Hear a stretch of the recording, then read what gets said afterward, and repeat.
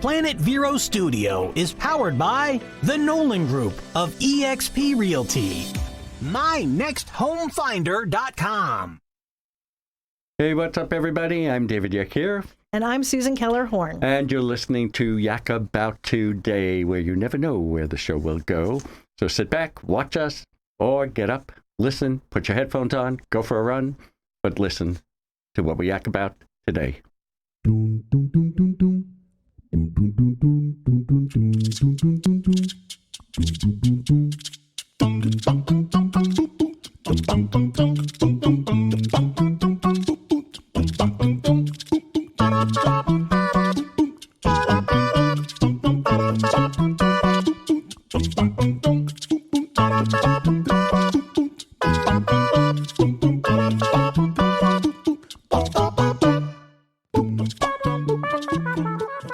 Hey, so thanks for listening. So, Susan. What? So this morning, I'm getting ready for our sort of every 2-day email blast about the festival. And one of our colleagues came to me and said, you know, we've never really talked about the dinner, Parle-Mer. And it occurred to me the whole time we were sending out the email blast and we were doing our show, we never really talked about Parle-Mer. So I have to get it in now, and I did put it in the email blast today.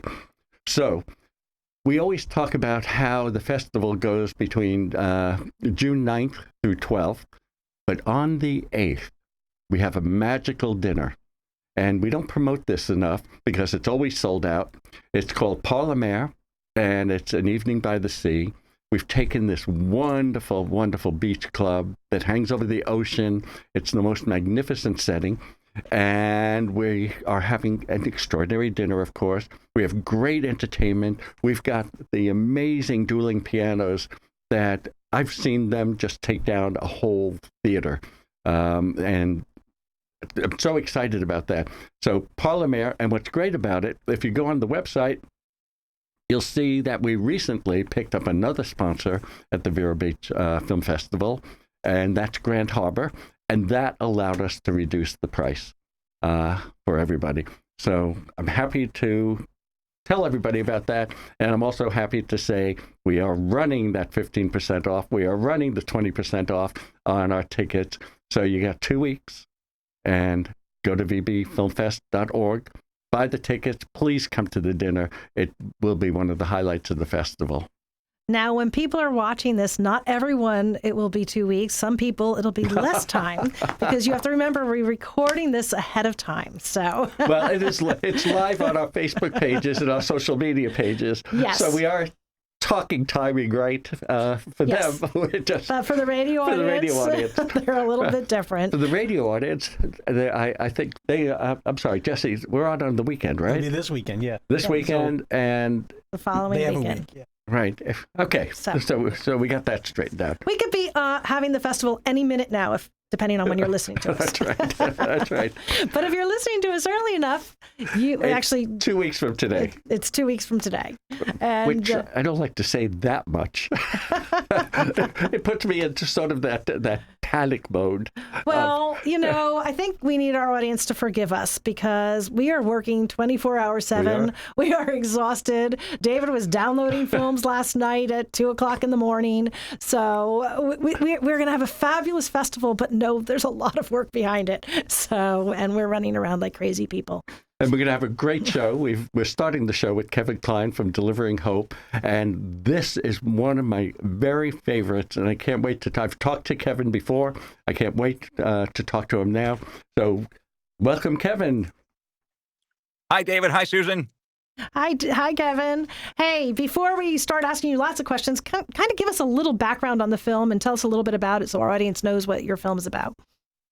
Yeah, sure. The background is that I met a 15-year-old pediatric cancer patient in December of 2005. She completely changed my life, given a 10% chance to live 6 months to see her 16th birthday. And she started me on a running journey because she had a marathon surgery. And so my dream run was to always take a backpack full of children's names that have battled pediatric cancer and run them to the virtual top of the world. And that's what this movie is about my 304-mile run on the Dalton Highway 2 Novembers ago when it was -40. Ouch. That sounds painful. Well, Kevin, go ahead. Sorry. it was supposed to be painful, Susan, because everything we do with our running is to symbolically or realistically show what these children who get chemotherapy on a daily basis have to go through just to survive. That's amazing. But you know what? Tell us how this young girl changed your life and how you got so changed by the entire experience. Well, Chelsea Campbell was 15 when she was diagnosed. She was a homecoming co-princess and the captain of her cheerleading squad. Very, very popular in school. But the moment her hair started falling out, she lost every single friend that she had.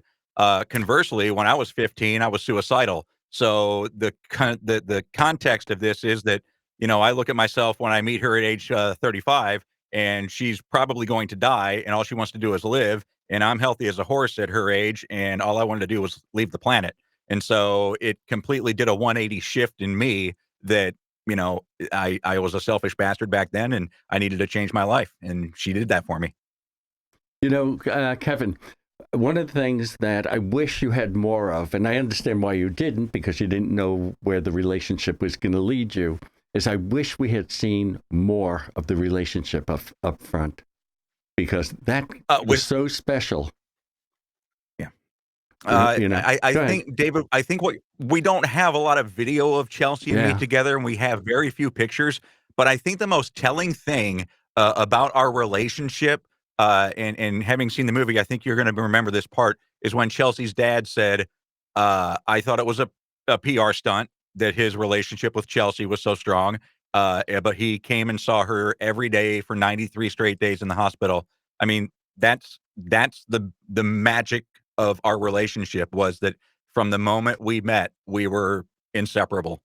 And that particular scene was very emotional. Oh, it was extremely emotional. Yeah. It was beautiful. But how did it go from being so involved and loving this young child to creating this whole journey across the Arctic Circle? Well, in February of 2006, Chelsea had a 27-hour surgery, and I was the fifth or sixth person to see her in ICU, and I told her I was going to run a marathon for her. So my first marathon, I'd never been a runner before. I was a catcher in baseball and a goaltender in soccer, and we don't run a whole heck of a lot in either of those positions. So I started training for my first marathon, and I wore a shirt that said I'm running for Chelsea, and 32 strangers said her name that day, and I told my wife that was how we were going to keep Chelsea alive, because 1 month before that marathon, Chelsea did die. Oh, I am so sorry. Yeah. Well, it's something that we thought was probably going to happen. We kept hoping that it wouldn't. But she was just the strongest little girl, Susan. Let me tell you, and this is in the movie too. 2 weeks before she passed away, she personally asked me to be a pallbearer at her funeral.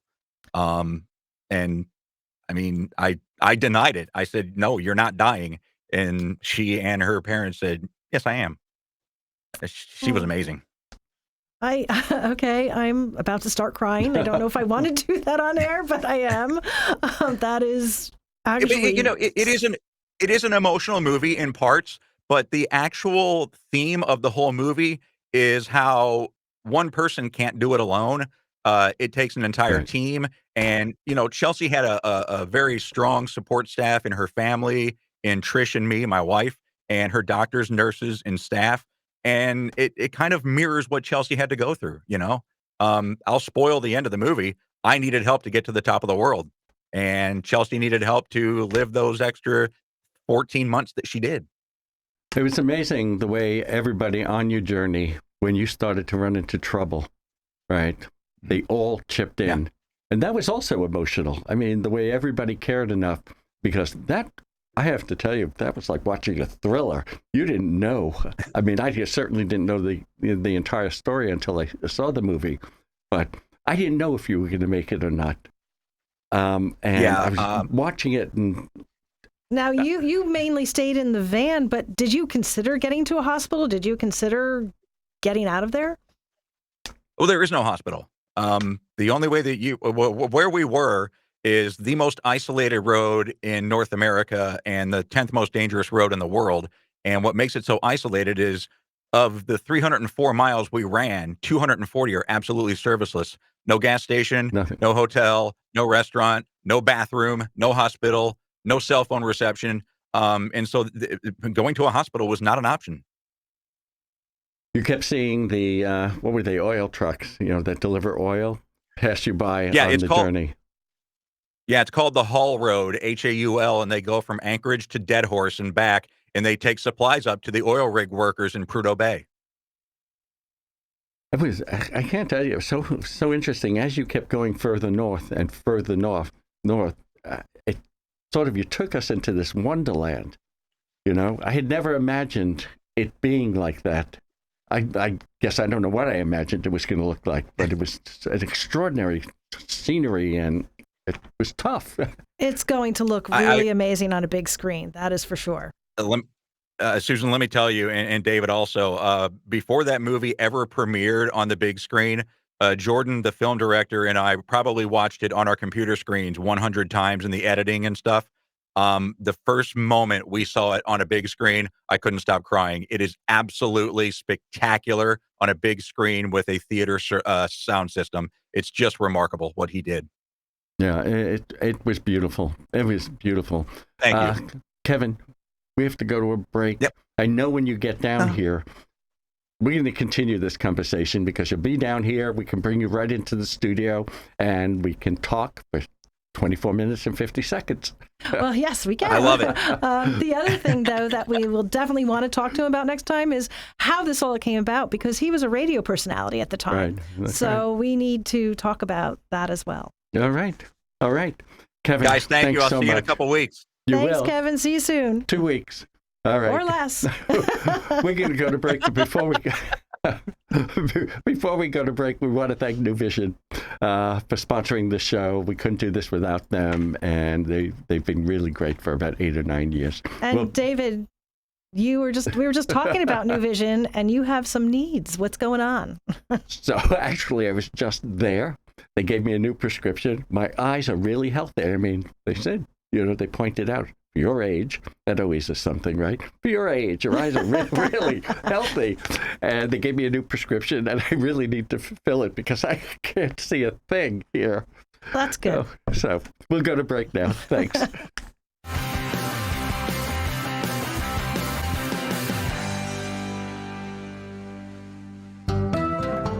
Dr. Stephen Tate offers the safest and most efficient technique for customized cataract surgery. Patients are personally counseled on the best approach for their needs and lifestyle. From multifocal lenses that allow for distance and reading vision to toric lenses that correct astigmatism, let New Vision Eye Center guide you safely through your options. For world-class eye care on the Treasure Coast, visit newvisioneyecenter.com.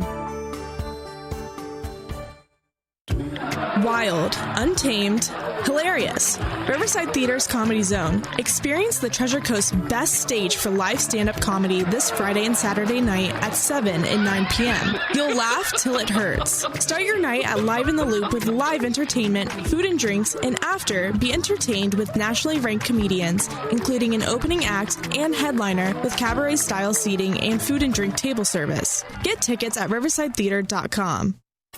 At Sunshine Furniture, our 35,000 square foot showroom is filled with the largest selection of in-stock coastal furniture on the Treasure Coast. Dining and bedroom sets, occasional tables, sofas, sleeper sofas, love seats, and chairs, including lots of slipcover styles from Universal, Four Seasons, and Capri. We also have a gallery of Tommy Bahama and Lexington furniture with styles designed for a relaxed approach to the finer things in life. Right now, we're having a summer sale with lots of great markdowns, including all pictures, lamps, and accessories half price. Sunshine Furniture, $12.95 US 1 in Vero Beach next to Planet Fitness. Family owned and operated since 1991. Don't forget to visit our outlet and closeout store directly across the street and visit our website at sunshinefurniturecasual.com. Sunshine Furniture brightens up your day.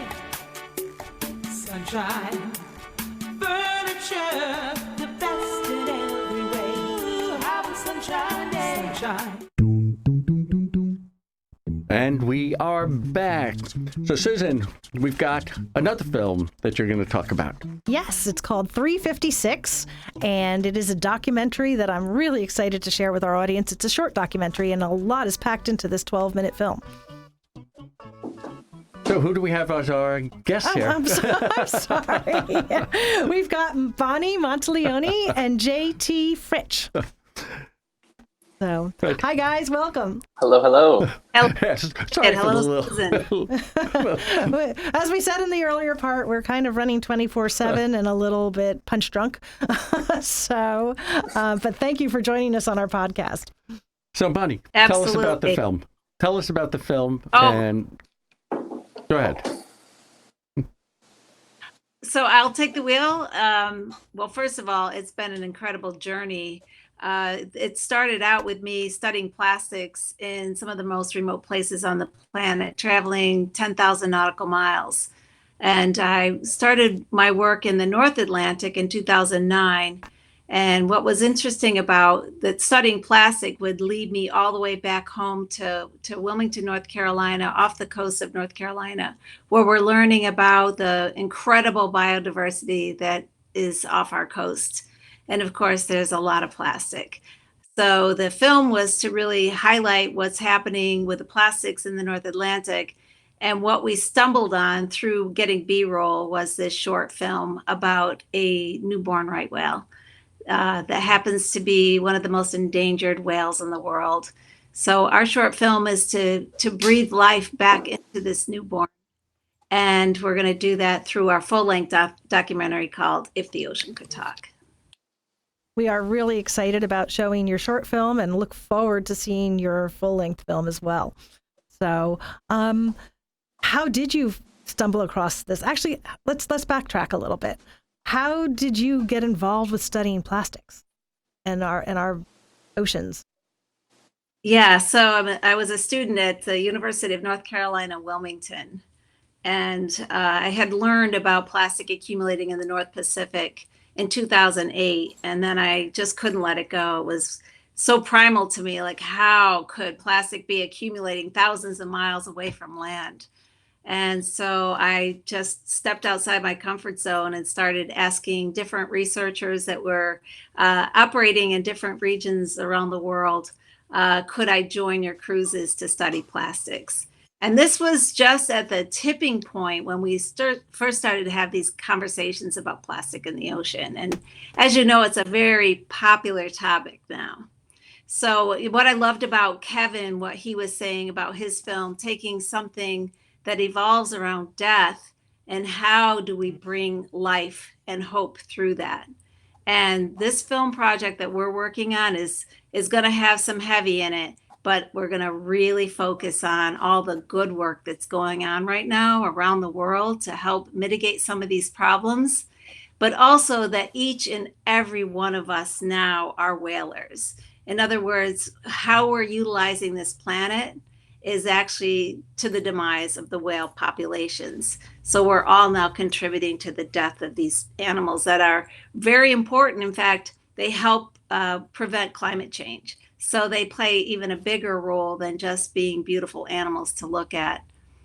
I noticed in the film, one of the things that you had mentioned, that a whale is so much even more important than the trees are important too, but the whales even provide even more for our environment than trees do.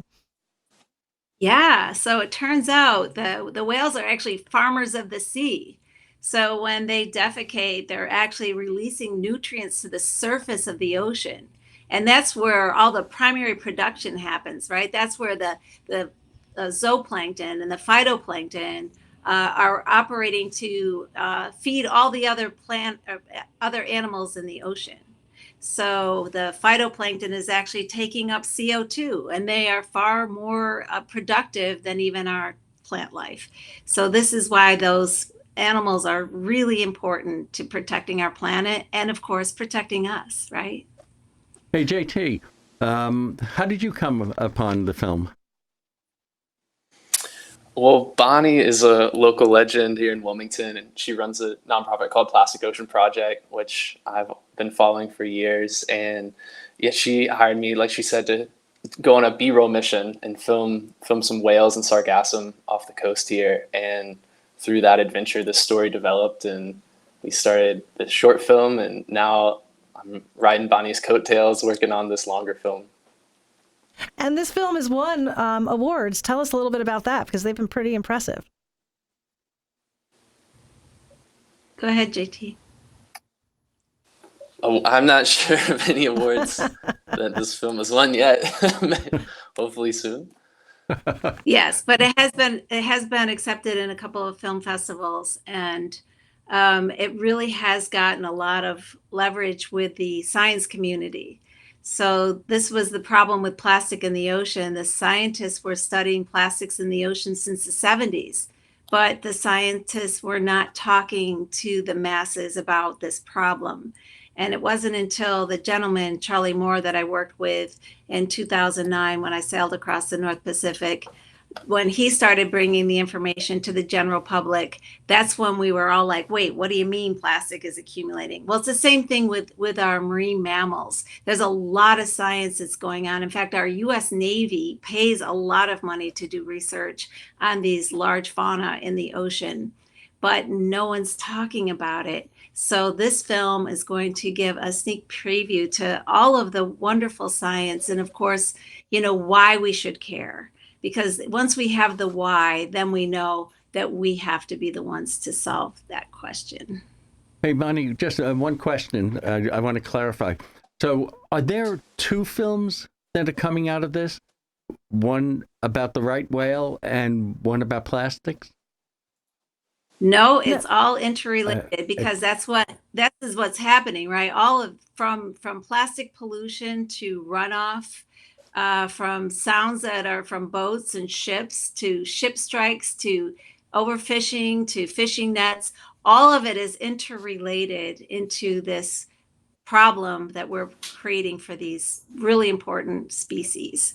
So we're gonna throw it all in there. We're not gonna just limit it to plastics, because I think people really need to understand how we each play a role in every one of these problems, and then how we're going to solve it. We're going to give 7 examples of problems that we create, and then there'll be 7 examples of how each and every one of us can solve it. And we're not waiting to the end. We're going to start talking about it each interview we do with these scientists, so that by the end, you'll get your list of 7 things that we can all do. And I truly believe that this film is going to be about hope, because knowledge is power, and people really care about whales and sea turtles and all the other large fauna in our ocean. So this is going to be a different film, in that we're not going to just focus on the heavy. We're really going to engage with people, educating them on who are the people, who are the solutionaries, and how can we get behind them. So yeah, it's going to be a really important film of our time. Bonnie, thank you so much for sharing your story. Are you guys coming? Are you guys coming to the festival? Oh, yeah. Yes, we're going to be there. That's awesome. Yes. Well, thank you so much for sharing your story. And Absolutely. Looking forward to meeting you Thank in you. person. All right, guys. Thanks so much. We'll see you in 2 weeks. Bye. Or less. Or less. Awesome. JT, you got to get in on that dinner. JT, we got to get in on that dinner. Yeah, absolutely. Hey, we can talk to you about that after we're finished with the podcast. So stay on. So thank you. But anyway, David, we do need to talk about the film festival. One thing we haven't mentioned one time in this podcast: vbfilmfest.org. That's where you can get all information about the festival. That's where you can buy passes. That's where you can get tickets for the various parties. That's where you can learn about all the films. You can see our schedule. So please, please, please go to vbfilmfest.org. And if you're not a computer person, David, what is the phone number? It's, I have to remember. Oh, no. It's 772-444-2827. That's 772-444-2827. Leave a message there, and I personally will get back to you. Yes, David calls everybody back. So thank you for listening. And we hope to see you at the film festival. We hope to see you at the dinner. We are just really looking forward to seeing all of you there. It's all getting very, very exciting right now. It is. It is. There's so much. Oh, and I can't wait for everybody to meet all the filmmakers. I mean, we get to interview some of them, but we don't get to talk to all of them. So many of them are going to be here at the festival, so join us. And vbfilmfest.org. All right. Thanks for listening. Thanks for watching. We'll see you next week.